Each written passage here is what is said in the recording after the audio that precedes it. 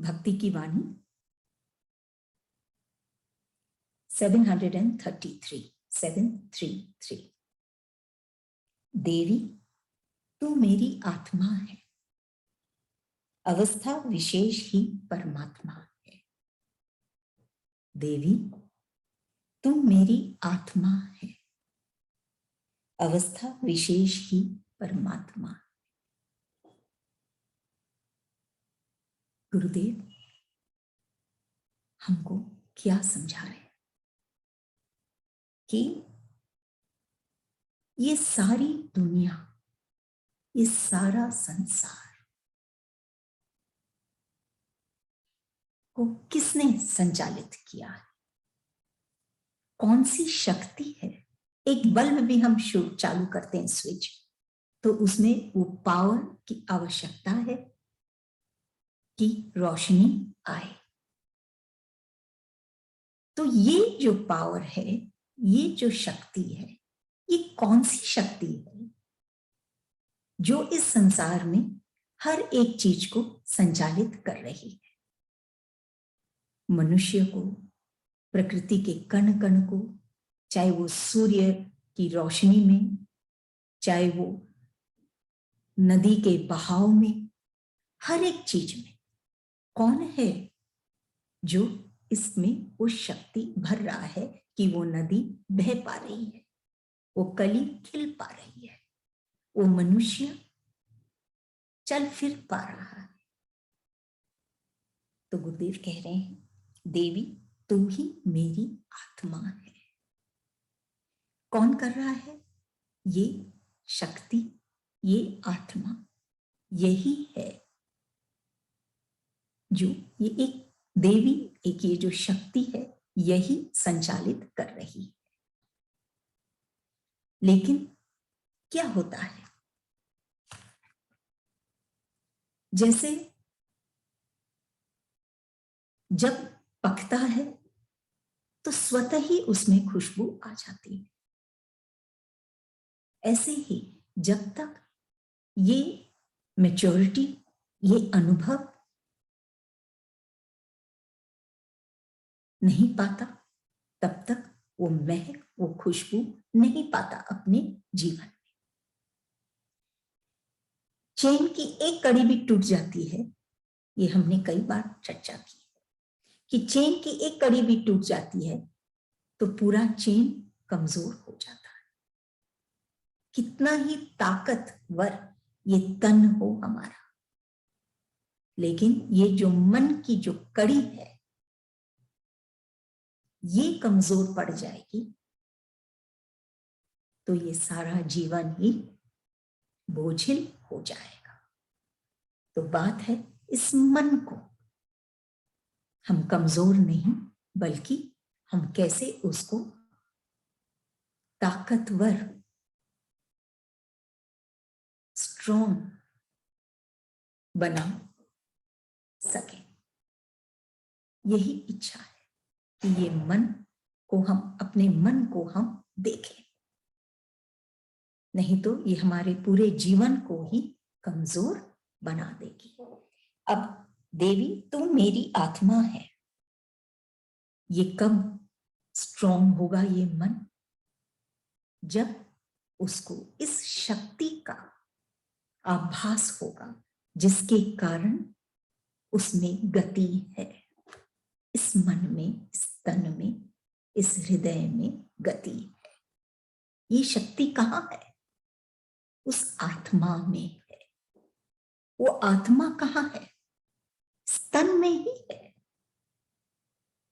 लेकिन सिर्फ आभास होने की देरी है कि वो जो शक्ति है वो इस तन में ही है, आत्मा के रूप में।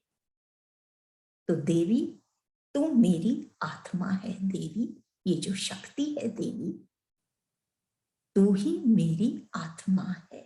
तू ही मेरे अंदर आत्मा के रूप में स्थित है।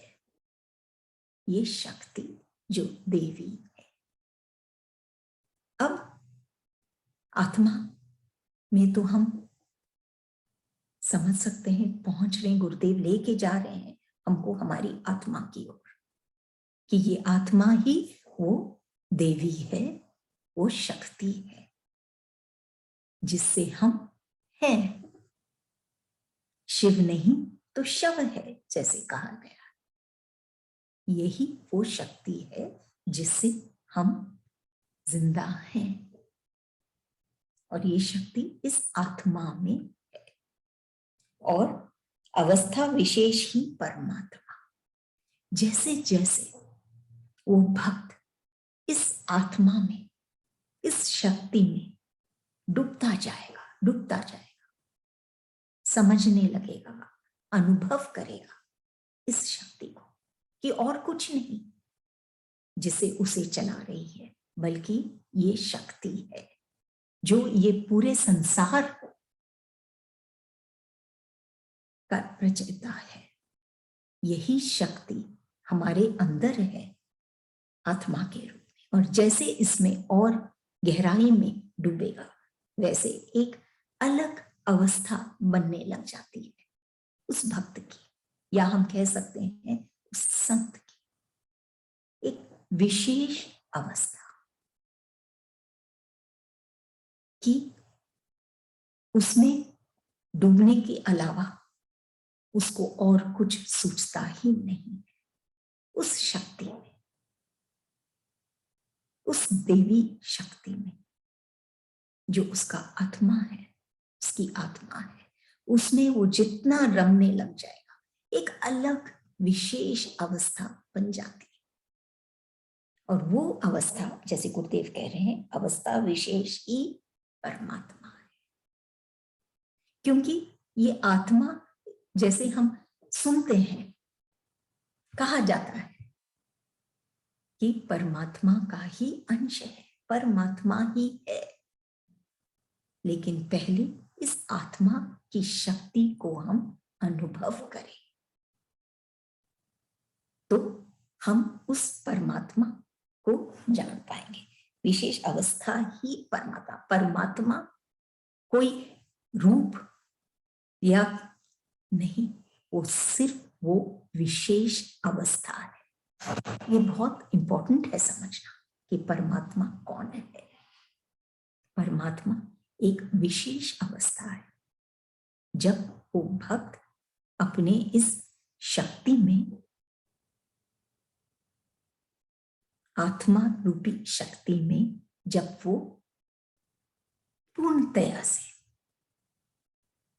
अनुभव करता है, आभास पाता है, तब उसे ईश्वर परमात्मा उसके बहुत अति करीब महसूस होता है, यहां तक कि उसके प्राणों में ही वो समा जाता है, इतना कि वो एक हो जाता है उस परमात्मा से। लेकिन ये तो सिर्फ एक अवस्था है, और बात यह है कि ऐसी एक अवस्था है जहां कोई भी पहुंच सकता है। बस उस शक्ति को समझना है। लोग, संसारी लोग, ये संसार को तो देखते हैं, लेकिन वो जो शक्ति है जिससे ये संसार है, उस शक्ति को भूल जाते हैं। इसीलिए ये अवस्था विशेष तक नहीं पहुंचते जो परमात्मा है। जैसे जैसे वो इसमें जुड़ता है, इस शक्ति में, वैसे वैसे ईश्वर उसके एकदम करीब हो जाता है, ये परमात्मा, ये अवस्था, और उसके हृदय में वो बस जाता है, वो ईश्वर विराजमान हो जाता है। ऐसी अवस्था हम गुरुओं में, संतों में हम पाते हैं, जो ये बात को जानते हैं कि देवी तू ही मेरी आत्मा की देवी, ये देवी मतलब शक्ति, तू ही मेरी आत्मा है। आत्मा का कोई रूप नहीं, कोई अंग नहीं, वो शक्ति है जो उस तन के अंदर है। और जब वो एक विशेष अवस्था में पहुंच जाता है तो वो परमात्मा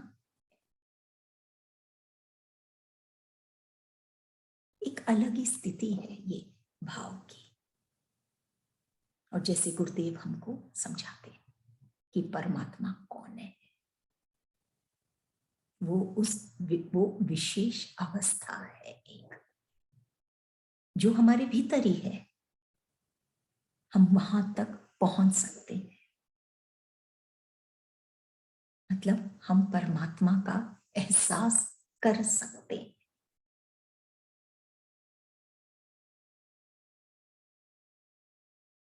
लेकिन हम इस शक्ति को पहले समझें। मशीन भी चलता है, अगर उसका एक ऊर्जा भी खराब हो जाता है या टूट जाता है तो वो मशीन नहीं चल पाती। ऐसे ही ये तन रूपी जो मशीन है ये चल रहा है, लेकिन जब तक हम इस आत्मा में, इस शक्ति में हम नहीं रमेंगे, वो कमजोर पड़ जाएंगे वहां पर, तो ये मशीन भी नहीं चल पाएगी। अगली वाणी 734। कीर्तन तन तेरा है, फिर रथ किसमें होता। मेरा तन तेरा कीर्तन है। कीर्तन तन तेरा है, फिर रथ किसमें होता। मेरा तन तेरा कीर्तन है। गुरुदेव कीर्तन की सही परिभाषा हमको समझा रहे हैं कि कीर्तन क्या होता है। सिर्फ वो नहीं जो हम सुनते हैं, लेकिन कीर्तन का मतलब, कीर्तन का जो मर्म है, उसको हमारे आगे प्रस्तुत कर रहे हैं गुरुदेव। क्या कह रहे हैं? कीर्तन का मतलब कि तन तेरा है, फिर रथ किसमें होगा। कि अलग से जो भक्त होता है, कीर्तन अलग से कुछ करने की आवश्यकता नहीं। जो हम करते हैं बैठ के ढोल और सबसे कीर्तन, बोले वो कीर्तन नहीं। क्यों? क्योंकि ये तन ही तेरा है। फिर रथ किसमें होना है? फिर अलग से उस कीर्तन में अलग कोई कीर्तन हो, उसमें रथ होने की कोई बात ही नहीं। जब ये तन ही तेरा है, मतलब कि ये कीर्तन हमारे भीतर ही हर क्षण चल रहा है। अलग से कीर्तन करने की कोई मायने ही नहीं है। कीर्तन मतलब जब तन तेरा है, भक्त कहता है तन तेरा है, फिर रथ किसमें होता। फिर अलग से रथ किसमें होना है? तेरे में ही होना है। और ये तन ही तेरा है, अलग से कोई भी भजन कीर्तन में रत होने की आवश्यकता नहीं। उसकी दुनिया अलग नहीं उस भक्त की, उसकी दुनिया ईश्वर के साथ ही जुड़ी है। उसका तन ही ईश्वर का है, उसकी दुनिया ही ईश्वर की है। अलग से कुछ नहीं करने की आवश्यकता है। मेरा तन तेरा कीर्तन है, ये कीर्तन है। जब वो पूरा तन, एक एक रोम तन में, एक एक श्वास तन में उस ईश्वर का नाम से जुड़ जाता है, ईश्वर से ही जुड़ जाता है, ईश्वर में ही समा जाता है। ऐसे जन जो होते हैं, इस तरह का जो कीर्तन करते हैं, उनसे जब हम मिलते हैं तो ही हमारे आगे ईश्वर ही प्रकट होते हैं। ऐसा ये है कीर्तन। कीर्तन तन तेरा है, फिर रथ किसमें होता। अलग से रथ किसमें होता? जब ये तन ही तेरा है, मतलब कि तन से ही हमको, तन के एक एक कण से ही हमको ईश्वर को याद करनी है। अलग से कोई दुनिया नहीं है या अलग से कोई बात नहीं है। मेरा तन तेरा कीर्तन है। जैसे सूर्य की किरणें हम देखते हैं, सूर्य से ही निकलते हैं, और फिर वो किरणें अगर सूर्य को ही खोजें तो क्या हो। ऐसे ही ये जो भाव है ईश्वर का, ये हमारे भीतर से ही, हमारी आत्मा जैसे पहले वाणी में थी, वहीं से ये शक्ति हम महसूस करते हैं। फिर अलग से ईश्वर को खोजना कीर्तन के रूप में या और कोई कर्म में खोजना, इसका कोई मतलब नहीं, सिर्फ खो जाना है ईश्वर में।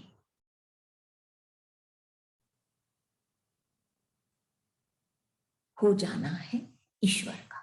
तन तेरा है फिर रथ किसमें होता, तेरा तन तेरा, मेरा तन तेरा कीर्तन है। ये एक भक्ति की एक अलग ही पराकाष्ठा है, जो ये सब कर्मों से भी उठकर उसका हर एक श्वास ईश्वर से जुड़ा हुआ है। अलग से खोजना नहीं पड़ रहा उसको, सिर्फ खो जाना ही है।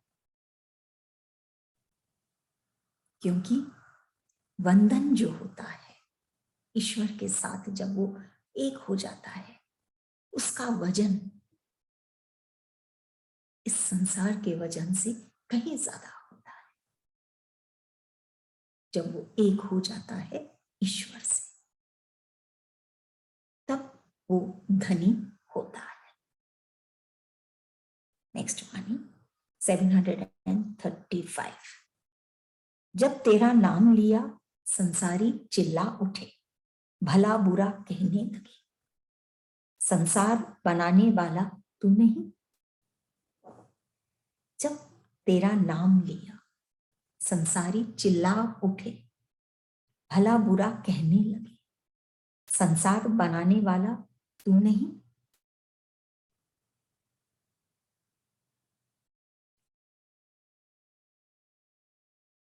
जब कोई व्यक्ति जब तक नरम नहीं होता, सॉफ्ट नहीं होता, नम्रता नहीं होती उसमें, तब तक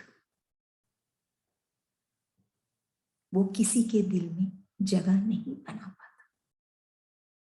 एक सख्त लोहे का हम अगर कोई सरिया, रॉड या कुछ भी चीज को लें, उसको भी अगर हमको मोड़ना हो तो गर्म करके हम उसको अगर मोड़ना चाहें तो कोई ठंडे औजार से ही हम कर पाते हैं। नरम होके ही वो लोहा को मोड़ा जा सकता है। पहले वो तपता है, फिर उसको मोड़ा जा सकता है। ऐसे ही ये जो सख्त हृदय है हमारा, ये जब तक नरम नहीं होगा, गति नहीं होगी इसमें, रुक जाती है ये। कोई भी एक विषय पर जो सांसारिक है और फिर उसमें गति नहीं होती। जब तक वो नरम नहीं होगा तब तक वो इस जीवन का आनंद नहीं पाएगा।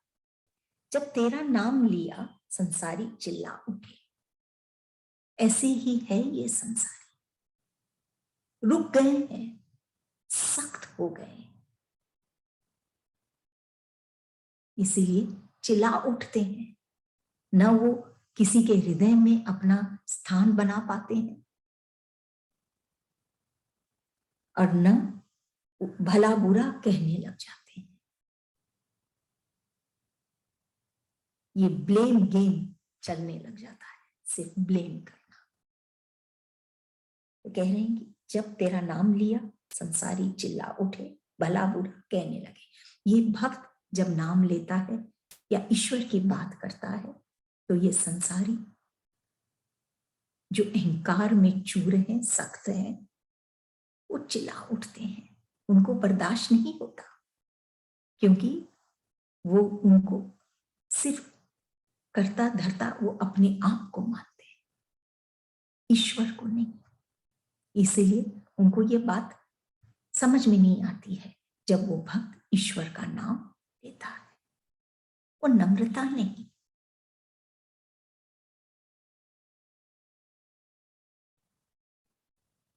जब हम अपने लिए तपते हैं तो वो ताप के समान लगता है।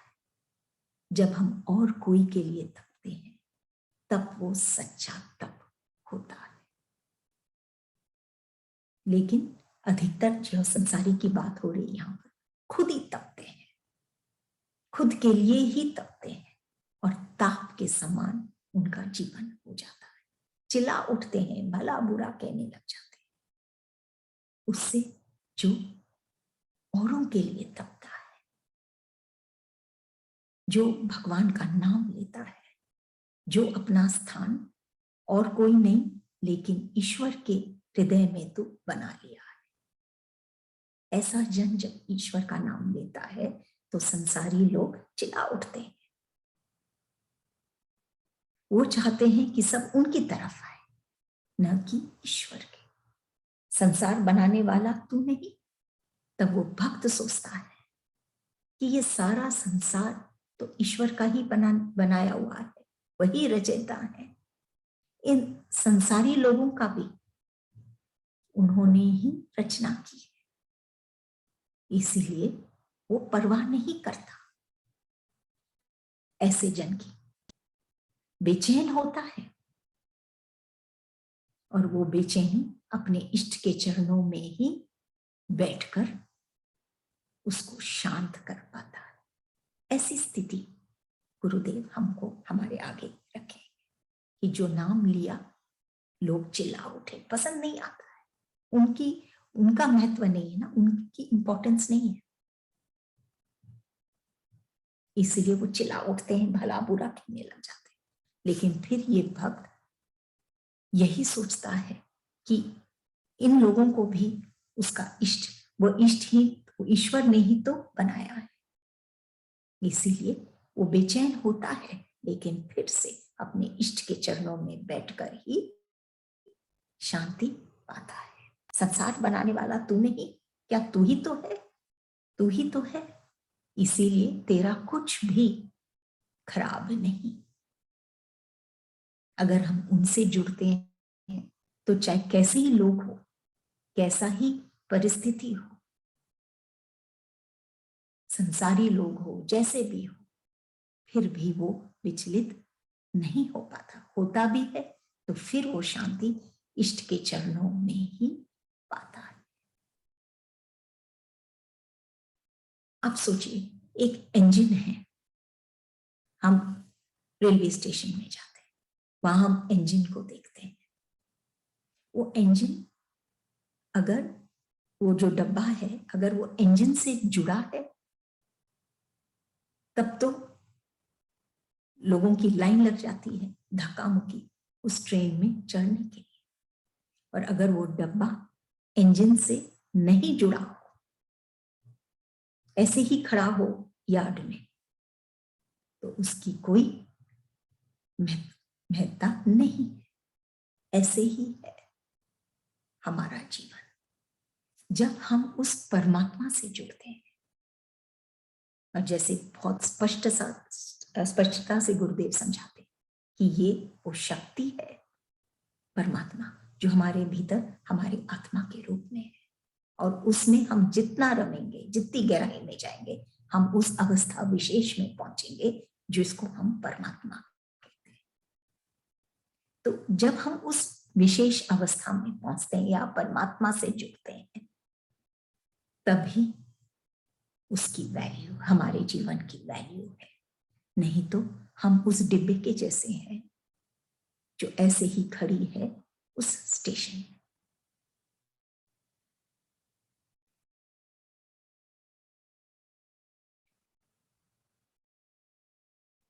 और जैसे ये संसारी लोग हैं, ऐसे ही खड़े हैं, चिल्ला रहे हैं, कोई उनका कोई महत्व नहीं है। लेकिन वो जो भक्त जुड़ गया, उसके जीवन में गति है, चाहे कोई भी बाधा क्यों ना आए। लास्ट वाणी 736। अलग को आग लगे, बगल में बाह गले। इस वाणी में दो अवस्था दर्शाया गया है, एक है अलग और एक है बगल। भक्ति की वाणी है, भगवान की बात है, ईश्वर की बात है कि जब अलग हुआ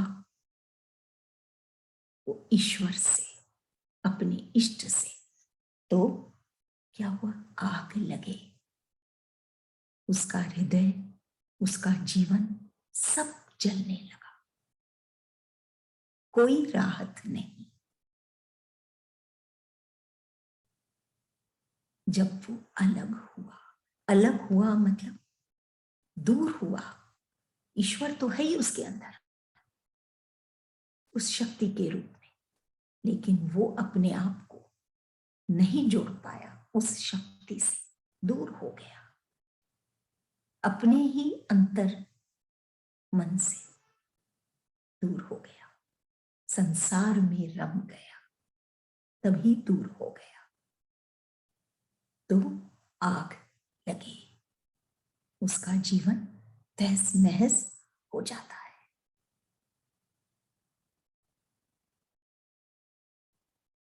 जब वो चैतन्य होता है शरीर में, तो जितना भी भारी शरीर क्यों ना हो, वो उसको उठा पाता है और चलता फिरता है। जब ये चैतन्य चला जाता है, या हम कहते हैं जब वो शव हो जाता है ये तन, तब वो अपना बोझ नहीं उठा पाता। अन्य जन उस शव को उठाते हैं। लेकिन ये सब को समझना, ये रहस्य को जानना कि ये इस चैतन्यता से, चैतन्य से, इस शक्ति से, इस देवी से, इस आत्मा से, इस परमात्मा से हमको जुड़ना है कि हम हल्के फुल्के होके इस संसार में जी पाए, चल पाए, हर काम कर पाए। बिना इसके कुछ नहीं हो सकता है। अपमान करे लोग, ये उनकी मर्जी, लेकिन अपना अपमानित होना ये हमारे पर निर्भर है। हमको उठना पड़ेगा इन भावों से, अगर हमको मौज में जीना है। जितना हम उस चक्कू को, वो रफ पत्थर पर जितना हम रगड़ेंगे, उतनी उसमें तेज आएगी, उतना ही वो निखरेगा। ऐसे ही अलग को आग लगे, जो अलग हो गया,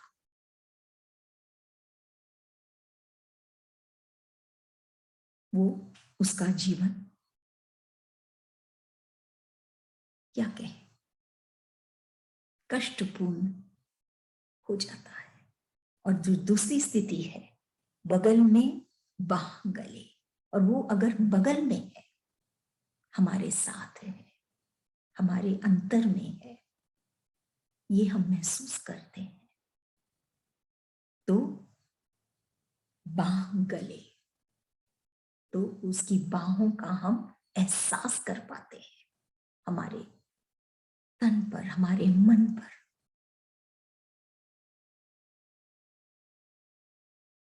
वो बाहों से हमको गले लगा लेता है।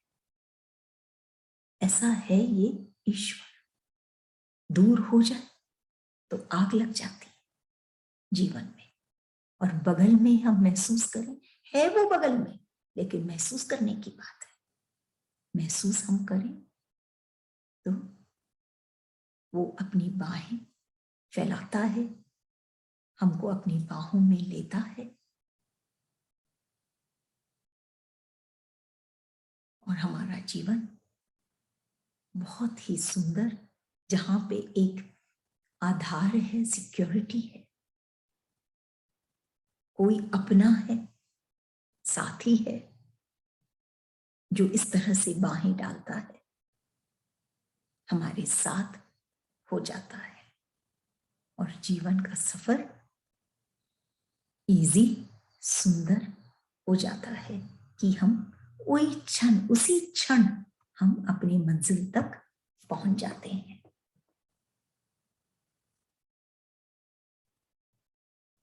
अलग को आग लगे, बगल में बाह गले। ईश्वर को अपने साथ हमको महसूस